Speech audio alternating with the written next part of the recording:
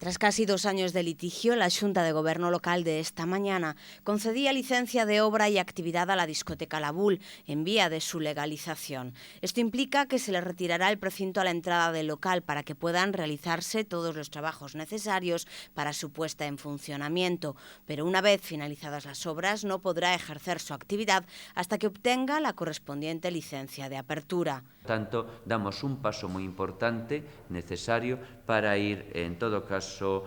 dando pasos conforme á legalidade e solventando problemas que viñan dende atrás neste concello. La Xunta de Goberno también aprobó destinar 243.000 euros para ayudas de libros de texto, material escolar y comedor para el curso que viene, además de otros 325.000 para subvenciones a asociaciones y entidades sin ánimo de lucro en materia de servicios sociales. En la misma sesión se daba luz verde al proyecto básico y de ejecución para la reforma de la pista anexa del Pabellón dos Remedios.